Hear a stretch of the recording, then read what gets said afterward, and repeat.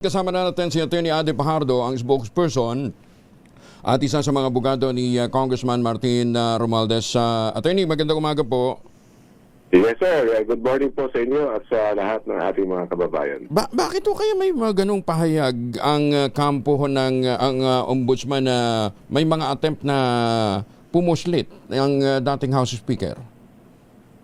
Yun nga po, hindi natin alam kung saan po napupulot yung mga ganyang impormasyon, no? Kasi mula sa poll, hindi po umaalis si former speaker dito sa ating jurisdiction. Lagi siyang handa na humarap sa lahat ng mga investigasyon.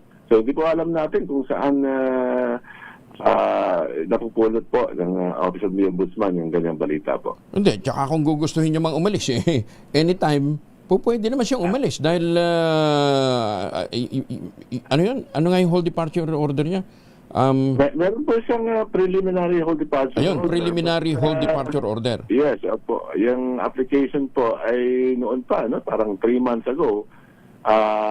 Pero nagtataka kami, wala namang kaso, nag-file ng ganun, ng application. At hanggang ngayon,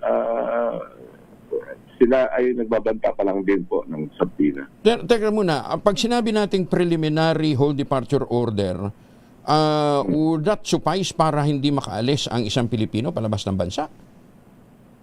Well, yes, how does it differ from whole departure order? Well, ang normal po kasi na whole departure order, meron po munang kaso, di po ba, na malaki or may matinding gravity, no? At syempre, mag-i-issue kung may ganung kaso or criminal case na pending sa isang korte, sasabihin na or mag-a-apply ang prosecution na issue ng whole departure order kasi flight risk, no? Malaki ang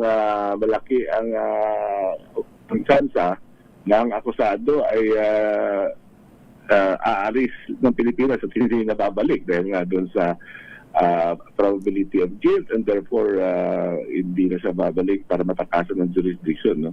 Yan po ang normal issuance ng whole departure order. Dito po ay hindi pangkaraniwan in the sense na wala pang kaso ay nagkaroon na po ng preliminary whole departure order upon the application po ng prosecution.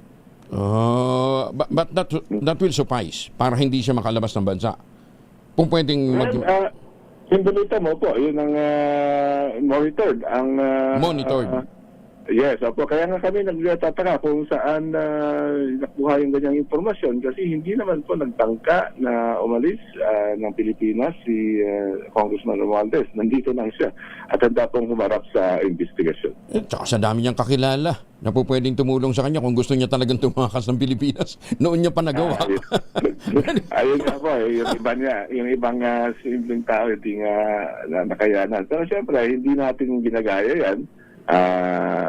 Ang dating speaker ay talagang nagtitiwala na wala namang ebidensya against him, so there's no reason to flee the country. Oo. So anong gagawin ho ninyo with this pronouncement coming from the Ombudsman?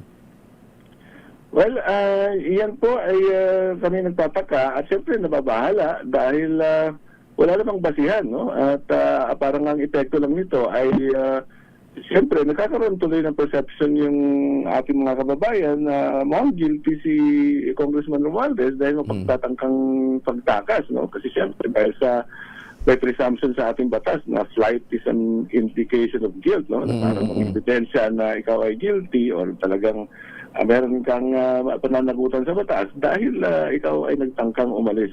So kami po ay nag-aaral ng ating options under the law, what to do with this information. Kahapon lang po yan sinampulat sa atin. At feeling natin na hindi naman kailangan pagsasabi yung mga bagay na wala namang basihan, no? At wala namang dahilan, no, para tumakas ang former speaker. Attorney Ade Fajardo, thank you for joining us. Magandang umaga po. Salamat. Magandang umaga din po at salamat sa pagkakataon. Maganda.